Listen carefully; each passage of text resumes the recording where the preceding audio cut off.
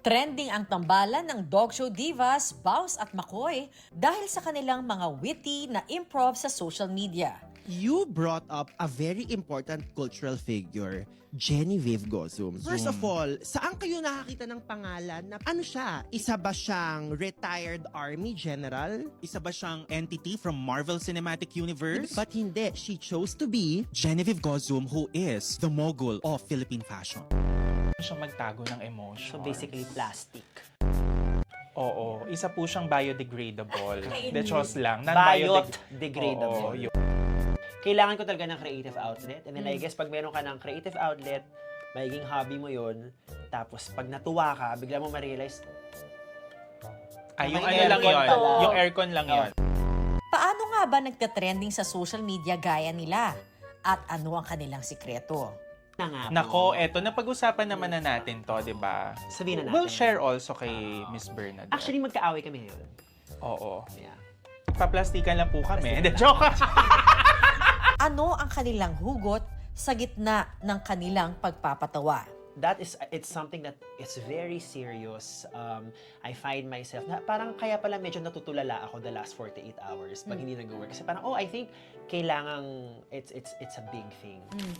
I was 6. Growing up, palipat-lipat ako ng puder. Minsan sa nanay, minsan sa tatay. And then, eventually, nung nag-high school until college, father side na. Tara, get to know the other side of the dog show divas. Ano bang Like, message na? comment, and happy. subscribe.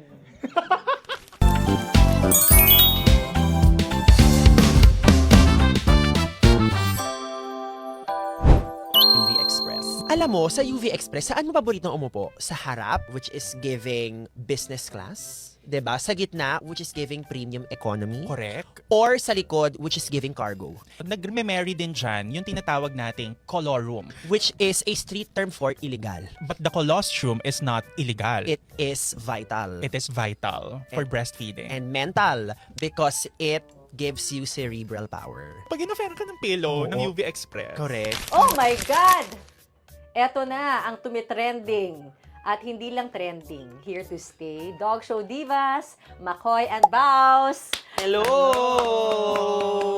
Dito parang nagkita tayo, oy, swak tayo, compatible, let's do it. Yeah, ganun Yeah, siya. meron ano eh. Kasi the first time we met, 2022 also.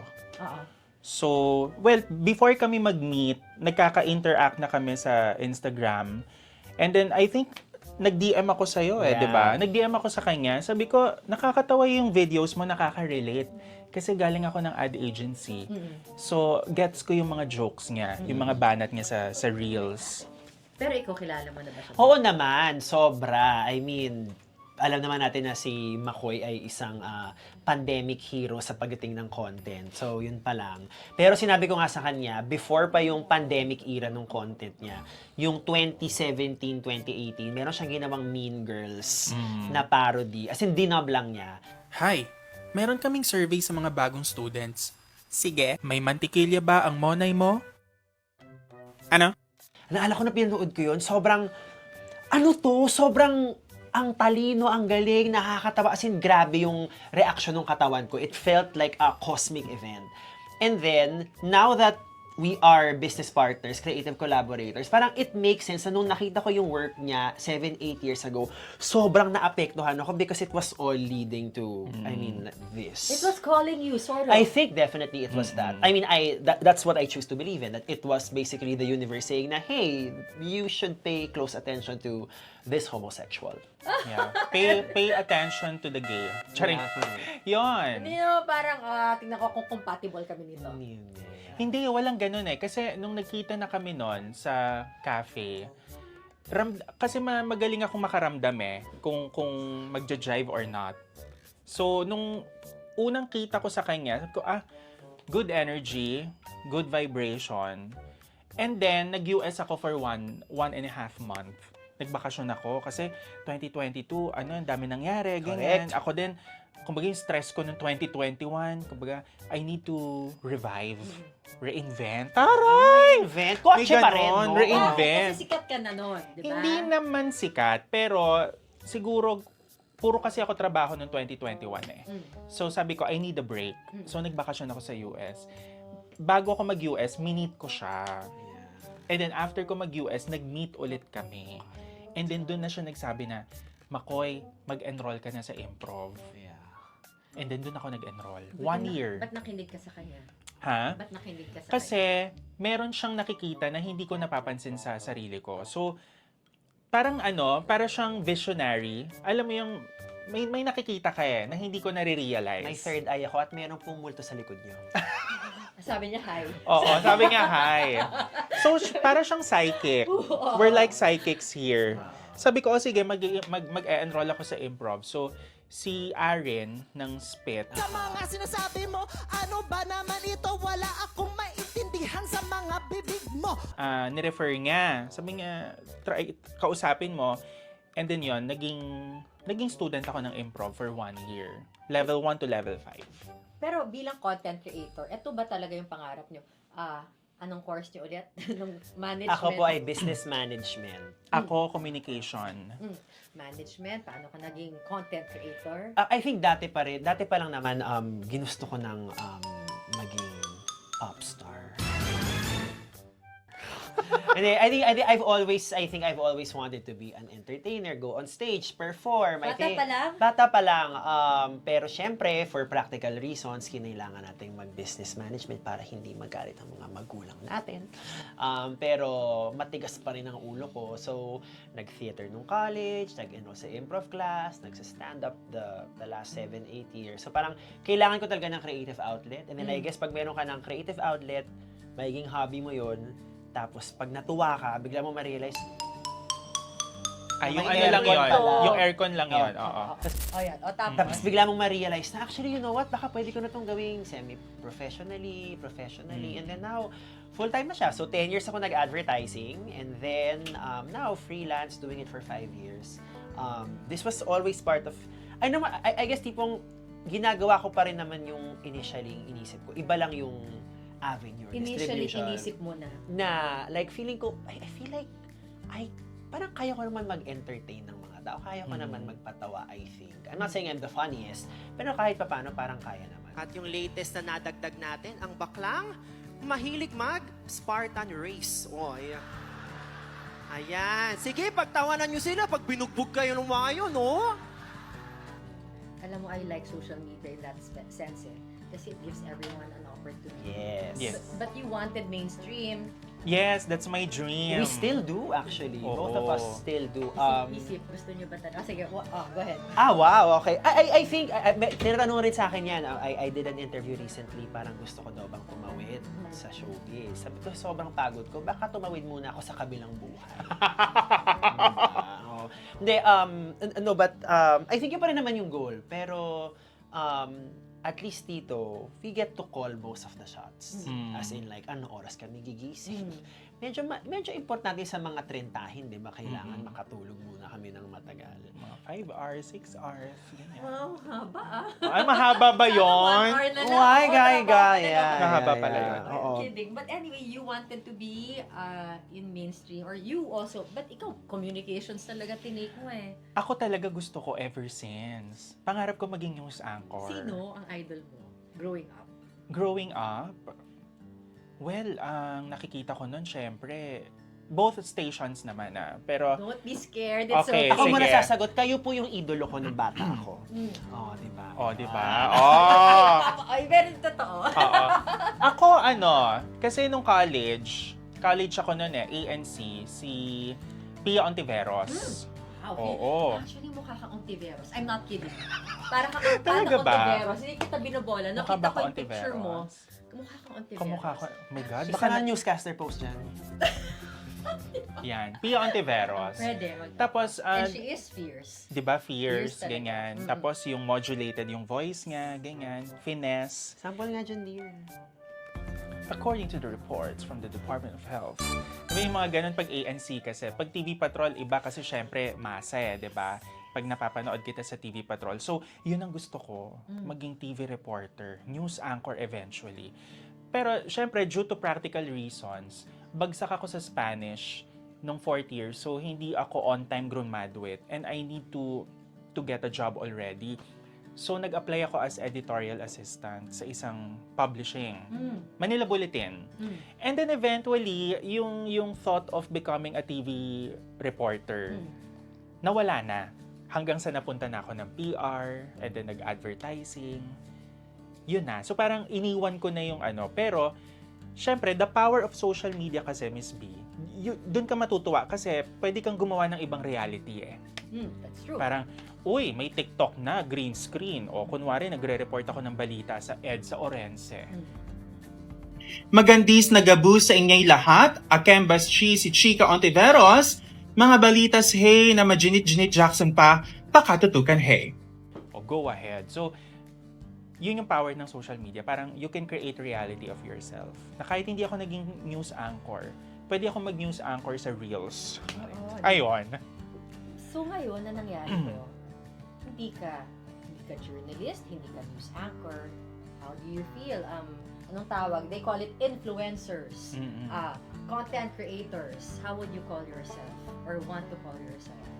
Mas content creator for me. Ako din, mas komportable akong content creator or comedian kasi I also do stand-up and improv comedy. So I think doon ako pinaka-komportable na parang parang okay ako na ganyan ang Oo. tawag sa akin. Yeah. But now, we know you on screen, no? Mhm. Makoy, Baos. But I want to get to know you a little bit more. Pero ikaw magsabi ko ano yung kwento niya. Ikaw magsabi ko anong kwento niya. Anong hindi ko alam tungkol kay Baos sa pamilya niya? Well, ang family niya, as far as I know, Okay. is not here. Mm. So, very independent si Baos. Mm. Yun yung kailangan malaman ng mga tao. He's very independent. He's very creative. But also, siya yung kumbaga, siya yung fire. Sa friendship namin, siya yung fire. Let's do this, let's do this, let's do this, now na, come on, ganon. Yun ang pagkakakilala ko sa kanya. And yun din yung dapat malaman ng mga tao. So, very creative, very independent. But also, feeling ko hindi ka emotional or you know how to mask it. Magaling siyang magtago ng emotion. So basically plastic. Oo, isa po siyang biodegradable. De chos lang. Biodegradable. Oo, yun. Yeah. Bilis mo talaga. Oo. Bakit ka mag-isa dito nasa ng pamilya? So, yung pamilya ko po nasa US na. So, 8 years na silang nandun. So, medyo 8 years na kaming parang commuting back and forth. So, I think yung independence na yun has given me a lot of confidence to just really do what I want to do and to only do the things I love. And this is part of it. But that's Yeah. unique of this generation. Yung YOLO, doing what you love, no? Yes, definitely. I think the I don't know, the innocence or the sense of hope to just do what you love is something na siguro alam natin nung early 20s tayo. Ako po ay 34 na. But I think it's still na parang I try to still look at the world with childlike wonder. Childlike wonder. Pero yeah, it is definitely new. We never really hear of it with like people as people get older. But feeling ko kasi if we want to be content creators, if we want to be comedians, I think a sense of playfulness is part of the job. Pero mostly play lang ba? Is there drama in your life too? Or is it just all light? I think there definitely is drama in my life. Like right now, so my mom is trying to recover from cancer. So you want a drama? There you go. Yeah. Yeah. No, I mean as of this For recording. real. You're a human being. Yeah, Yun lang yun. as of this recording yesterday, my mom just had a double mastectomy. So that is a journey pa on its own. It's something that is very serious. I find myself, parang kaya pala medyo natutulala ako the last 48 hours pag hindi nag-work. Kasi parang, I think kailangang, it's a big thing. So I also am not immune to life's problems. It's just that for a living, it is a privilege to be able to make people laugh and bring joy. Yung mga komedyante, at least yung kilala kong komedyante, sabi seryoso daw sa totoong buhay. Ganun ka rin ba? I think yes. Oo. I think lalo na pag nagsasalita ako ng ganito, para siyang TED Talk. Di ba? Parang big words dyan, big words doon. But that is how I communicate my emotions, my feelings. So wala kasi akong happy middle. It's either like, ganito tayo nagpapatawa or para po tayong high school principal. ikaw naman. Ako? According to you. Oh, sorry. Oh my No, God. according to Okay, you. okay. No, I think ang baka hindi masyadong alam ng marami kay Makoy is an incredibly nurturing human being. I think yung nakita nyo sa screens nyo na super, parang hypnotic and very charismatic. I think even if Makoy is not playing a character, ganun yung sense of ease and comfort na makukuha niya sa kanya. Yung charm na nakita niyo on screen, ganun siya kadaling pakisamahan. Napaka-sensitive niya. Totoo yun. In fact, yung sabi niya, hindi ako masyadong in touch sa emotions ko. Parang kaya rin kami nagbabalanse kasi siya, as a Pisces, sobrang very emotionally sensitive. So, minsan, yung feeling ko, nararamdaman ko pa lang, sinasabi na niya na, uy, okay ka lang sa ganito. And in a way, it helps us. We really complement each other. So, ako si Father Energy, siya si ilaw ng tahanan. Mother pala ako. Pero yung bubog mo, tama ba yung nabasa ko? Making sure na you had a very difficult Yeah. family life. Yeah. Can you tell me about Yeah, it? my childhood, not so much, not very colorful. So, my parents separated when I was 2, and then they got annulled when I was 6. Growing up, palipat-lipat ako ng puder. Minsan sa nanay, minsan sa tatay. And then, eventually, nung nag-high school until college, father side na. And my family we're not well off. So, yung dad ko, luckily, nakakuha siya ng good job in a real estate company. So, medyo nakaluwag-luwag. But my mom's side, yun talaga ang hirap.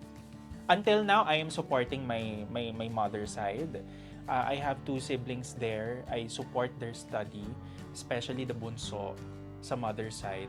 Sa father's side, helping also. Pag may extra, o sige, bibigay tayo, ganyan. So, ako naman, ganon. So, ito yung totoo, di ba? Na everything, kasi sabi nila sa social media, sometimes, kasi may sugar daddy si Makoy, kaya yan may mga ganyang kotse. Kasi may sugar. No, it's all because of social media, content creation, and also kung ano yung mga ininvest ko din during the pandemic. So, it's because of that. So, yeah, I'm a breadwinner and I'm proud of it. And, I mean, ganun yata talaga pag bading, breadwinner, biro lang. a winner nonetheless. Oo, 'di ba? Who loves carbs? Kaya kita ninyo, 'di ba? Charing, 'di ba? Bread, ganyan. Pero Miss B, ang hindi siguro alam din ng tao about me is kumbaga sa dynamic namin ni Baus. Iba yung nakikita nila on social media kasi syempre characters eh. Yeah, absolutely. Pero in person, Diyos ko, ang tahimik ko po talaga. I mean, very introverted, pero outgoing pa rin naman.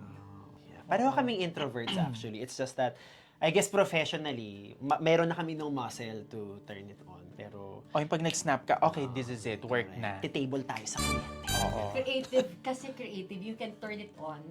And yun nga, you're both from advertising pala before. So how many years from advertising? 10. At least 10, 11 years. Ako, 8 years. So yung talinong nakikita namin sa mga platforms din nyo, aral yun? Yung aral or all spontaneous? How is it? I think aral yung parang yung technique, how to get there. Kumbaga, I guess to use a figure of speech. Pag yung singer, marunong na siya kumanta sa kung ano yung ibibigay mong pyesa sa kanya that day, kakantahin niya. So, Yes. parang ganun din yung Yes. amin. So, paano kung ano yung gusto namin pag-usapan that day. Na yes, madalas po, pinag-uusapan lang namin mga 30 minutes bago kami mag-record kung ano pag-uusapan namin. Tapos yun, bahala na kung saan kami dalhin ng conversation. Pag may keyword na dumating or nabanggit sa isa't isa, hihimayin yon. So, para siyang adobo nung gabi, Correct. tapos pulled pork na sa umaga. Parang ganun siya. Yeah, ako naman, based on what I've learned also in the advertising, but syempre, life lessons na rin. Correct. Combination siya of both. Oo, mga na-meet mo nung dati, di ba, nung bata ka pa. Absolutely. Yeah. So, laging life experiences. And I guess pag sa advertising kasi, like, ang dami mong kailangan isipan na brand. Sa nanay, sa bata, sa tatay. So parang, yun palang medyo ma-absorb mo yung many ways people can respond to a message. Yes. So I guess, because we were exposed to that, parang okay, ito pala yung mga pwedeng gamitin na crayons sa coloring set. Correct. Yes. Yung relationship ninyo, how long has it been since Hello? I think I think yung 5 years. 5 years, Una kami oo. nagkita. Hello in the cafe. That was Oh, it. Yeah. Yes, 5 years Pero ago. online, I think more than 6 months, Oo, no? yeah. Prior meeting in Oo. person. Close 5 to 6 years. Diba, mali na naman yung nabasa, yung parang napanood, tapos nag-guest, ganyan. So, eto, nagkakilala, Yes. tapos, or maybe a few months after, maybe we can do this together. Yes. ganon. So, ganun siya nangyari. So, was it you in... How the podcast happened is I have a separate podcast. It's a solo podcast called Kaya Pa Ba?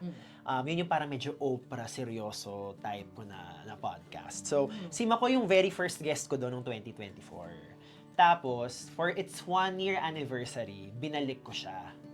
Tapos doon pinanganak yung Dog Show Divas. So we refer to it as episode 0, kung saan kami unang nagbardagulan. Doon lumabas si Genevieve Gozum, si Chaley Garlic, si Manes, Market, doon lumabas lahat. You brought up a very important cultural figure, Genevieve Gozum. First of all, saan kayo nakakita ng pangalan na ano siya? Isa ba siyang retired army general? Isa ba siyang entity from Marvel Cinematic Universe? But hindi. She chose to be Genevieve Gozum, who is the mogul of Philippine fashion. Tapos sobrang nag-trending yun. Nasabi ko, sis, medyo mahirap i-ignore tong reception. Kasi parang yung mga tao, hindi pwedeng isang episode lang, ituloy nyo to. So, binuka namin, nilabas namin, and now it's a standalone podcast, yung Dog Show Divas. And as of this filming, naka 9 episodes na kami. So, sa dynamic namin, that's why siya yung visionary. Siya yung mas nakakakita nung... Kasi ako, initial reaction ko naman, nung Actually, I wanna know, yeah. nung initial reaction ko, okay, nagpipick up. Pero at the back of my head, I don't have any plan of getting into podcast again. Kasi na-experience ko na yan dati. Wala siya sa pipeline ko for 2025 and 2026. Kaya lang, nagkape ulit kami. Nilatagan ko siya ng 5-year plan. Hindi pwedeng to. Ahensya talaga, di ba? Hindi pwedeng i-ignore natin to kasi kailangan masundan siya. Saka yun yung natutunan ko sa advertising, yung paano mo bebentahan. Alam ko, ang kinitin nito, kotse. Sabi ko, gusto mo yung mga kotse yung pinapangarap mo? O, eto yung 5-year plan, dear. Sabi niya, game! Gawin natin! Oo. So sabi ko, sige, go. So kami, initially, nung nag-usap kami nun, let's plot the first 6 months, what will happen sa first 6 months, and then eventually, 1 year, 2 years, 3 years, hanggang sa umabot ng 5 years. Ay, wala, ilang buwan pa lang kayo. Kaya nga, My God! But that's also part of the advertising training. Parang parang ayaw namin na parang, ay, nagustuhan lang namin gawin. Parang we wanted to plant our seeds in fertile soil. Diba? Gardening. So, that's something that your audience will appreciate and learn from. Na there are content creators who make it big instantly like that. But there are also those who study their content, just like professionals in advertising, just like professionals in media. You study it well. So ngayon, anong aabangan sa inyo?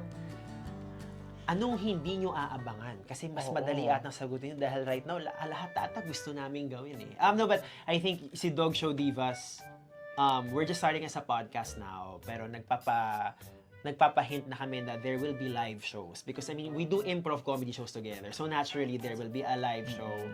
I mean, eventually, kung pwede namin i-pitch sa isang streamer, nagawin kaming parang 30-minute variety show ala Bubble Gang or Tropang Trumpo ala Saturday Night Live. That is kind of like our big dream talaga na kami ang, we call the shots. We are EP writer and so merchandising, definitely. Rejuve set. Syempre, car wash shampoo. Correct. Para naman makater din yung love ko for cars. Correct. Eme lang. Dahil nga importante ang sense of community sa mga trentahin na katulad namin. Parang gusto namin magkaroon ng event, ang tawag Trentacon. 30 convention. Diba? Pa-consult ka ng back pain, ng hyperacidity, pero magpa-perform doon si Nina, si David Pomeranz. Oo. Ayan. Tapos annual physical exam. Correct. Tapos si Dr. Bello yung procedure. 30 con. Mag-start to ng 11 a.m. Pero tapos na siya ng 2 p.m. Ang bilis lang. Mabilis lang. At ang Dog Show Diva, sino nakaisip ng pangalan? I was the one who thought. Siyang nag-isip. That was the name of the episode nung Kaya Pa Ba. I called it Dog Show Divas with McCoy Dubs. And then, the name came to me very, very instantly. And I was like, this is the name. And luckily enough, the name I thought of was flexible enough to be a standalone brand. And now we're here. Yeah. Kailang. Okay, paano kung mag-break kayo? Minsan, ang mga relasyon sa mga sockbed na yan. Eto na nga po. Nako, eto, napag-usapan naman na natin to, di ba? Sabihin na natin. We'll share also kay Miss Bernadette. Actually, magkaaway kami ngayon. Oo. Yeah. Paplastikan lang po kami. Plastikan Hindi, lang. joke! Pero thank you for bringing that up kasi nag-align din kami. Nag-sit down kami na, Baus, we know each other for 5 years. At some point, pero kasi nung nagkakakilanlan na kami, at syempre, since 2 years na kaming nag-i-improv together with our improv group, nahuhuli naman namin kung ano yung kilite but at the same time, yung bubog and yung init ng ulo ng bawat isa. Correct.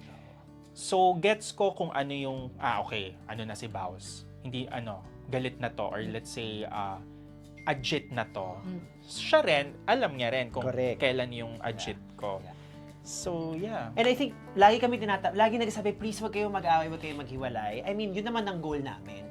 Pero I think ang kailangan rin maintindihan ng tao is, nung binuo namin tong duo na to, 5 years na kami magkakilala. Kumbaga, like, hindi kami nagkakilala because of the duo. So, I think that is a big difference in terms of the foundation of this. But who knows, money changes everything. So, 'Di ba? Kung mabigyan po siya ng acting stint at kailangan po niyang lumipad sa US ng 6 months for Survivor, charing lang. correct. Or kaya Oo. we go for the same role. Oo. Diba? Baklang driver sa isang ride-hailing app. Tapos one of us gets the role. Tapos yung isa magagalit na lang. Oh, 'di ba? Pero syempre, just to set the expectations from the audience, they have to understand na kami naman, we're doing our best also to make it work, na jive kami, pero magkaibigan po kami talaga. Yun po ang kailangan nilang malaman. Sige, message sa audience ninyo. Ano bang Like, message comment, na? and subscribe. It's a simple. Napaka-generic mo naman. Sige. And then, ang message is, I guess, thank you. Oo. Because nga 5 years na ako nagko-content, si McCoy right around the same time, alam namin na at this point in our careers, to be given another gift like this is a gift. And we want to thank everyone na talagang, sabi nga namin, like, pinwersa nyo kaming gawin to. Ito namin, nag-enjoy talaga kami. Pero, I guess, thank you talaga. As in, nakita namin yung mga messages yung tipong, there are people na homesick because they're based in Dubai or in OFW countries, and we help them in homesickness. Yung iba, kami yung pinapakinggan on their commute to work. Mukha silang tumatawa mag-isa sa likod ng UV Express. But they love that. Gusto nyo yan, di ba? O eto, serbisyo namin to sa inyo. Charing lang. Ako, thank you also. Kasi, mas una, thank you kay Baus. Walang eme. Kasi siya naman ang brainchild ng lahat ng ito Ako, nag-guest ako for the first anniversary. Pumutok, kinagat naman ng audience. O sige, go! Laban. Kasi, sabi ko nga sa kanya nun, Baus, payapa na ang buhay ko sa Laguna Pagda-drive-in mo na naman ako ng malayo pag may taping.